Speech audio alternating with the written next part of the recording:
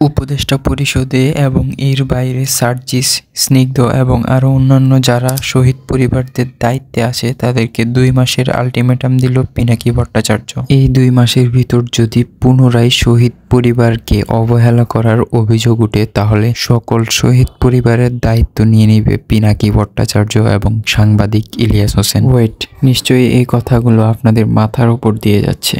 চিন্তার কোনো কারণ নেই, চলেন আমরা বিস্তারিত জেনে নিই। শুরুতেই আপনাদের কাছে ক্ষমা প্রার্থী যে অনেক দিন ধরে আমি ভিডিও দিতে পারিনি। সো নেক্সট এরপর থেকে রেগুলারলি ভিডিও পাবেন আপনারা।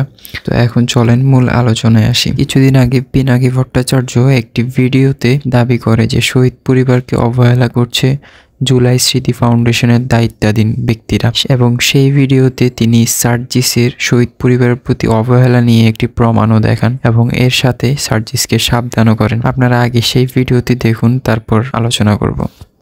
শহীদ পরিবারদেরকে ওনারা প্রাথমিকভাবে 5 লাখ আর আহতদের প্রাথমিকভাবে 1 লাখ করে দিবেন। যদি ওনারা আগে বলছিলেন শহীদ পরিবারকে 30 লাখ করে দেবেন ওনারা, আমরা কিন্তু ভুলি নাই এটা। এই রাখির একটা কাজ ছিল ওই শহীদ পরিবারের টাকা নিয়ে। তো সার্জিস জুলাই ফাউন্ডেশনে যাইতে বলছিল, মেয়েটা গেছিল, সার্জিস ছিল না। এরপরে মেয়েটা ফোন দিছে 3 সপ্তাহ ধরে, সার্জিস ফোন ধরে না। কেন সার্জিস? উপদেষ্টা তো এখনো হও নাই, তাই না? তার আগে উপদেষ্টা হও, তারপর না হয় এত ব্যস্ত হইও। এই অভিযোগ সত্য না মিথ্যা আমি জানি না, কিন্তু আমার মেয়ে তোমার কাছে সাহায্যের জন্য যাবে না। ওর তোমাদের সাহায্যের দরকার নাই। যদি সাহায্য করতে চাও ওর বাসায় যায় শুনবা কি কাজ ছিল, করে দিতে পারলে করে দিবা, না করলেও ক্ষতি নাই। এখন আমি এরকম অসংখ্য শহীদ পরিবারের অভিযোগ পাইতেছি, তাদের উপেক্ষার গল্প শুনতেছি, তারা কি নিদারুণ কষ্টের জীবন পার করছে তা শুনতেছি। তাদের সাথে কি অপমানজনক আচরণ করা হচ্ছে, কি নির্মম আচরণ করা হচ্ছে, উপদেষ্টারা কেউ কেউ করছেন, সেটাও শুনছি। আমি রেকর্ড রাখছি। আমি সাবধান করে বলতে চাই, শহীদ পরিবারের সাথে আচরণ বন্ধ না হলে আমি তাহলে সবার নাম কয়ে দেবো কে কে আচরণ করছে।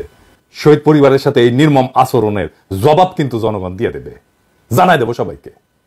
পন্দেজের তেল জমিছে না, ওটা বের করে দেবে পাবলিক। কিন্তু ভিডিওতে পিনাকি ভট্টাচার্য প্রথমবারের মতো সার্জিস আলমকে সাবধান করেন এবং এই ভিডিওটি ছাড়ার ঠিক 2 দিন পরে পিনাকি ভট্টাচার্য আরেকটি ভিডিও আপলোড করেন যেখানে তিনি জানায় আর 2 মাস সময় দিচ্ছে যারা জুলাই স্মৃতি ফাউন্ডেশনের দায়িত্বে আছে তাদেরকে, এবং শহীদ পরিবারকে যদি পুনরায় অবহেলা করার অভিযোগ উঠে তাহলে তিনি এবং সাংবাদিক ইলিয়াস হোসেন সকল, হ্যাঁ ঠিকই শুনেছেন, সকল পরিবারের দায়িত্ব নেবেন। এরপর তিনি আরও বলেন, তখন কিন্তু তোমাদের এই ভিক্ষার টাকা শহীদের পরিবাররা তোমাদের মুখে ছুঁড়ে মারবে। খোদা তাআলা আমাদের সেই পাওয়ার দিয়েছেন। আগামী 2 মাস মানে কিন্তু জুলাই বিপ্লবের 6 মাসের বেশি সময় পার হবে, যথেষ্ট সময়।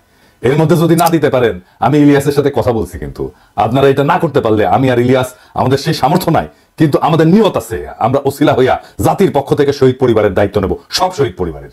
আমাদের বিশ্বাস আমাদের খোদা তাআলা রহম করবেন এবং একসাথে দেশবাসীকে আহ্বান জানাবো আমাদের পাশে এসে দাঁড়ানোর জন্য। জনগণ কালে দাঁড়াবে আমাদের পাশে, আমাদের আওয়াজ শুনে, আমাদের আহ্বান শুনে। ওইটুকু ভালোবাসা অর্জন করতে পারছি বলে মনে হয়। খোদা তাআলা রহম করবেন যেন আমরা এই কাজে কামিয়াব হইতে পারি। তখন কালে শহীদ পরিবার আপনাদের মুখে ভিক্ষার টাকা ছুঁড়ে ফেলে দিয়ে আসবে। তো সাবস্ক্রাইবার, আপনাদের কি মনে হয় পিনাকি ভট্টাচার্য কি সত্যি এই কাজগুলো করবেন? আমার তো মনে হয় তিনি হচ্ছে একদম এক কথার মানুষ।